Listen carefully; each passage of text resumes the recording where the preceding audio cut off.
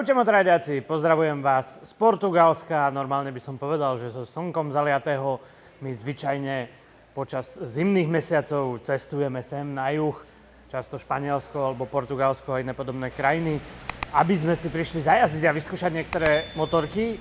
Teraz je marec, na Slovensku bolo už 20 stupňov a teplé dni a my sme prišli sem a tu bolo 5 a dážď. A dneska máme sa sebou upršaný deň. Keď sme vystupovali z lietadla, tak sme sa pýtali pilota, či náhodou nezablúdil a či nás neodviezol niekde do Anglicka, pretože presne také počasie sme mali na dnešný deň pripravené.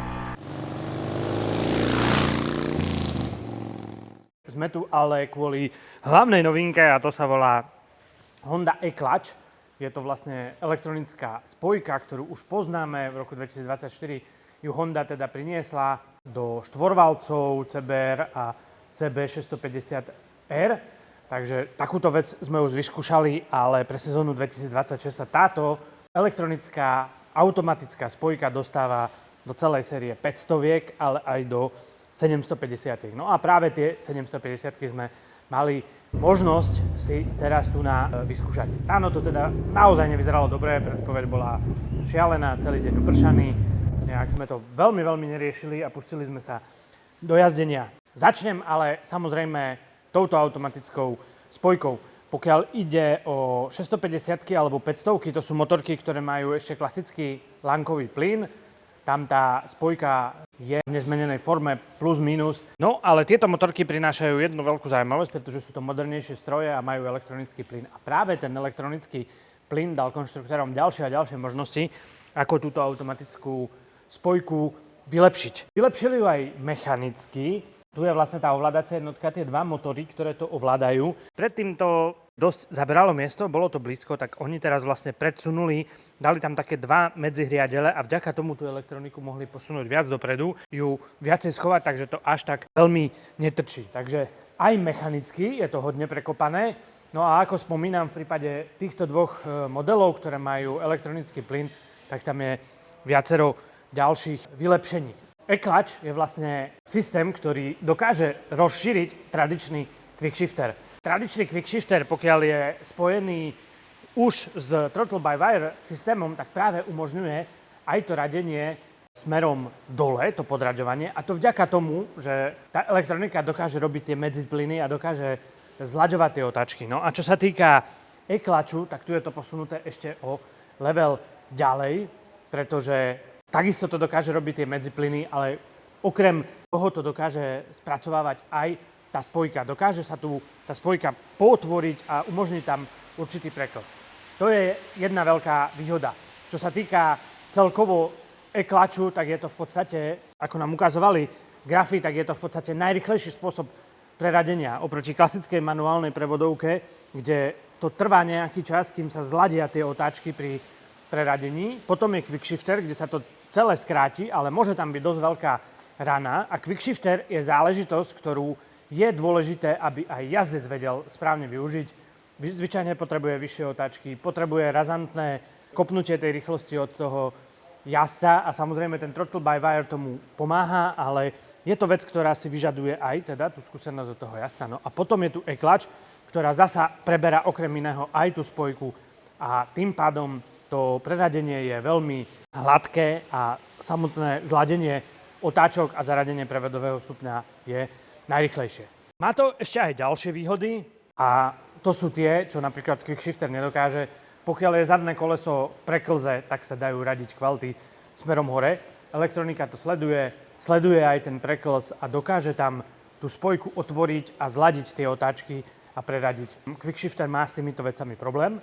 A ďalšia vec je prudké podraďovanie, kedy táto elektronika dokáže takisto sledovať otáčky jednotlivých kolies a dokáže detekovať tzv. Hopping. Hopping je to, keď sa prudko podradí a kompresia motora prudko pribrzdí zadné koleso a to má tendenciu poskakovať.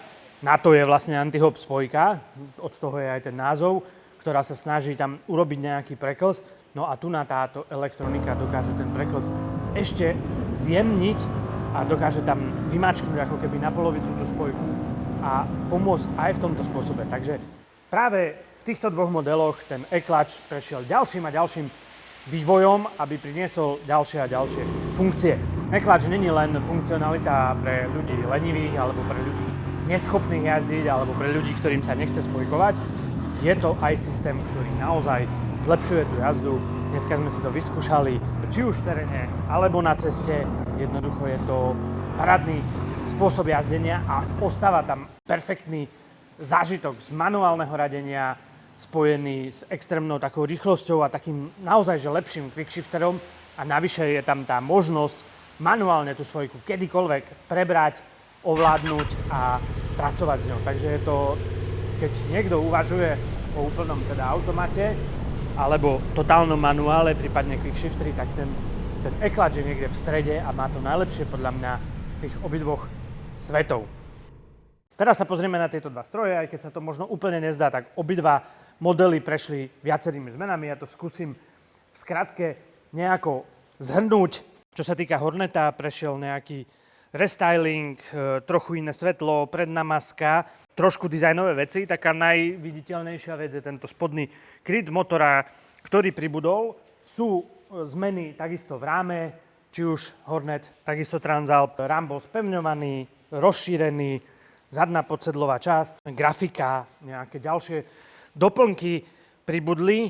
No a samozrejme teda e-clutch. Čo sa týka Transalpu, ten má spevňovaný rám v prednej časti, má spevňovaný rám v podsedlovej časti. Rám je trochu dlhší, dokonca rozšírený. Dosť veľa plastov na obidvoch modeloch je z recyklovaných materiálov a takéto veci. Najdôležitejšia zmena na Transalpe, o ktorej sa možno až tak veľmi nehovorí, je nový podvozok. Ten podvozok má rovnaké parametry, čo sa týka zdvihom ako predchodca, ale je to už nastaviteľný podvozok. Ale to není jediná zmena. Celkové nastavenie či už zadného tlmiča alebo vidlice bolo prepracované. Popracovali na tom, aby vidlica bola veľmi jemná v spodnej tretine zdvihu, aby veľmi pekne kopírovala terén a navyše teda oddelená vidlica. Na jednej strane predpätie, na druhej strane rebound a nastaviteľný aj zadný tlmič. Takže čo sa týka Transalpa a jeho podvozku, je to takisto veľký skok dopredu. Samozrejme aj Transalp dostáva novú grafiku, môžete si všimnúť aj nový kryt spodku motora a kopu ďalších vecí. Kolesa stále ostávajú dušové, prepracované bola trochu aj displej a ovládacie prvky, zjednodušené a podsvetený tento ovládač. To vlastne platí pre obidva modely. Takže okrem voliteľného e-clutchu na tieto modely, tie modely boli aj faceliftované, aj mierne teda vylepšené. No a čo sa týka e-clutchu, tak na Hornet je to príplatok 500 € a na Transalp 800 € za tento systém.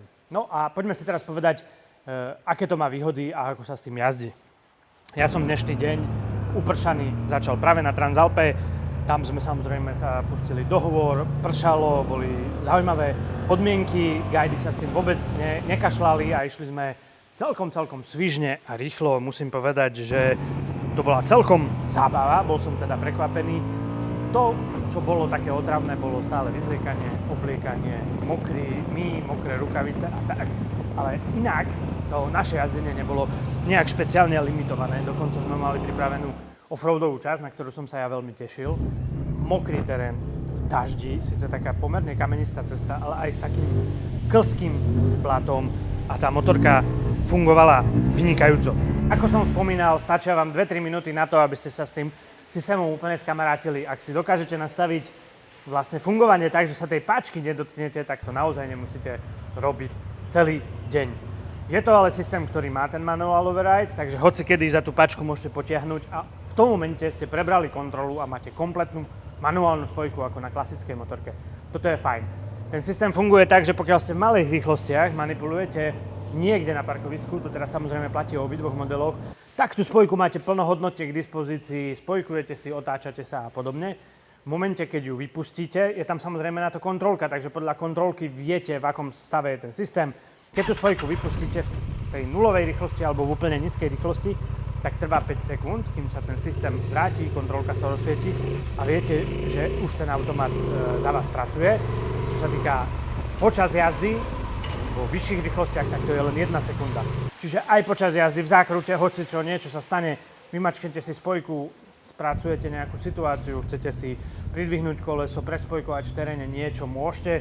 Jak to pustíte, pridáte plyn do sekundy, systém znovu preberá kontrolu a funguje vám. Toto je vlastne perfektná funkcia, inak celý iklač sa dá aj vypnúť v nastavení.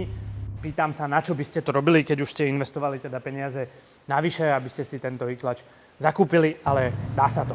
Čo sa týka teda samotného využívania, není to len zjednodušenie jazdy v meste, kedy spojku vôbec nepotrebujete a využívate vlastne tú automatickú funkciu, kopete tam rýchlosti a vozíte sa. Trošku zo začiatku som mal ten problém, že vyvolalo to vo mne dojem, že už ideme na úplnom automate a keď sme sa chvíľu vozili, tak proste potom som zabudol radiť. Hej? Takže potom sa mi stávalo, že sme prichádzali na nejaký kruháč, semafor a zabudol som podraďovať. Samozrejme, ten systém aj výrazne bliká, radí vám na tej prístrojovke a ukazuje, že bolo by dobre podradiť. A samozrejme aj ako jazdec počujete, že už teda niečo nie je v poriadku, ale je to také, tá časť automatiky tej spojky vo vás vytvára dojem, že už idete na automate. Toto sa mi stalo 2-3 krát, takisto 2-3 krát som si omylom na tú spojku šahol a potom už som bol totálne vyladený na elektronický, automatický systém, čo sa týka spojky. Na ceste perfektne to funguje, ako vravím, ostáva tam perfektný pocit manuálnej prevodovky, manuálneho jazdenia, kopete tam rýchlosti, krásny zvukový prejav, podraďovanie ako quick shifter, športová jazda.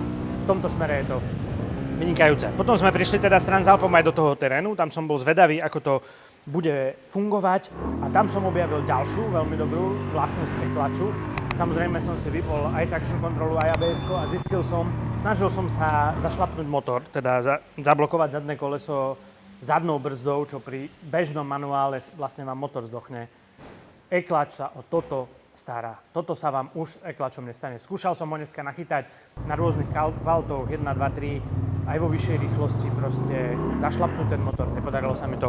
Je to takisto super pridaná hodnota. V tom teréne to tam kopeš hore, dole, nestaráš sa a oveľa viacej sa môžeš sústrediť na samotnú jazdu. Veľmi sa mi páčil Transalp dneska v teréne. Zdá sa mi ten podvozok lepší. Mali sme platistý, kamenistý terén. Krásne to fungovalo. Transalp sa mi krásne ho vládal. Tá motorka je kvázi bez zmeny. Netrúfam si hodnotiť úplne ten podvozok. Musím si počkať potom na slovenský test, keď budem mať možnosť ho v teréne viacej vyskúšať. Ale podľa mňa je to veľmi, veľmi sľubné a je super, že teda popracovali aj na podvozku. Tak sme vlastne Transalp dotestovali a išli sme na obed, stále pršalo, lialo a bol som taký, že už by som teoreticky možno ani na toho Horneta nemusel liezť a že by sme mohli ísť už do hotelu. Ani neviete, ako som sa mýlil. Po obede sme totižto v daždi vysadli na Horneta. Ten má obuté tieto Micheliny Pilot Road po verzii 6, teda tie najnovšie. A my sme sa pustili do tých ciest a napriek tým dažďovým podmienkam sme si neskutočne zajazdili. Gajdi sa s tým nepárali. Tu sa išla taká palba, že som bol fakt akože prekvapený. Proste poomedzovač každý jeden kvalt do tohoto rýchle radenie s tým e-klačom a tá motorka neskutočne dobre sa ovládala. Človek by si myslel, že je to plus minus to isté, že OK, Transalp je moja krvná skupina, ja rád jazdím v teréne, mám rád tento typ motoriek. Motor majú kvázi rovnaký, ale presne na toho Horneta, ten je živší, je učupenejší, je nižší, je športovejší, oveľa lepšia športovejšia poloha na Hornete a neskutočne, ale neskutočne zábavná motorka. Ako vravím, k tomu ten pocit z toho quickshifterového, fakt rýchleho radenia a už sme sa len tak naháňali. Dokonca k večeru trošičku začali schnúť cesty, prestalo pršať a perfektne sme si na Hornete po obede zajazdili. Ja som bol z tohto veľmi, veľmi prekvapený, príjemne. Ten Hornet je inak naladený, aj motoricky, živší, ľahší a je to jeden neskutočný funbike do zákrut. Viem si predstaviť na ňom samozrejme aj klasický quickshifter a bola by to zábava. E-klač posúva ten zážitok niekde úplne inde. A keď sme potom pribehli do mesta a teraz sme sa cez tie mesto, cez ten kopec kruhačov už len motali na pumpu a potom samozrejme sem do hotela. Po celom dni zvyknutý som sa spojky ani len nedotkol a perfektne som si to užíval. Takže v tomto smere e-klač má dva také svety. Posunie vám aj ten športový zážitok do nejakého vyššieho levelu a zároveň vám v prípade, že tú motorku používate aj na dennodenné jazdenie, extrémne zjednoduší vašu jazdu, váš každodenný život. Čo sa týka týchto pneumatík a tej zábavy, tak ja musím povedať, že sa nám nepodarilo dostať tieto pneumatiky proste na hranu. Z tohto som bol akože fakt veľmi, veľmi nadšený a aj vďaka týmto gumám a vďaka tejto motorke celkovo sme si takýto upršaný deň dokázali skvele užiť. Toľko teda odo mňa. Snažil som sa hlavne teda venovať systému e-clutch, ale mali by ste vedieť, že obidve motorky prešli drobnejšími síce, ale podľa mňa významnými zmenami. Transalp vrátane aj vylepšeného podvozku a vyladených rôznych detailov. Hornet hlavne teda imidžovo a dizajnovo, keďže tá motorka je podľa mňa naozaj že perfektná. No a čo sa týka e-clutchu, tak to je špecifická záležitosť značky Honda. Momentálne takýto systém vám nikto iný neponúkne. Ak budete mať možnosť, vyskúšajte si takúto motorku. Myslím si, že naozaj je to systém, bez ktorého sa definitívne dá žiť. Rozhodne. Klasická manuálna motorka je fajn, ale tento systém vám pridá niečo navyše aj na pohodlí, aj na športovosti. A je to taký quick shifter o level vyššie. Každopádne, ja som si dneska celý deň perfektne užil napriek počasiu. Chcem poďakovať samozrejme Honde, importérovi, aj Honde Europe za to, že ma sem do Portugalska pozvali a že som si mohol tieto novinky vyskúšať. Samozrejme, tieto novinky budú počas sezóny už aj na Slovensku, takže ak budete mať možnosť, tak si ich vyskúšajte. Ďakujem teda aj vám všetkým za to, že sledujete Motorrad.sk, že sledujete naše videá a vidíme sa na cestách. Ja verím, že aj na neúpršaných cestách už čoskoro. Majte sa pekne, z Portugalska vás pozdravuje Avia. Čaute!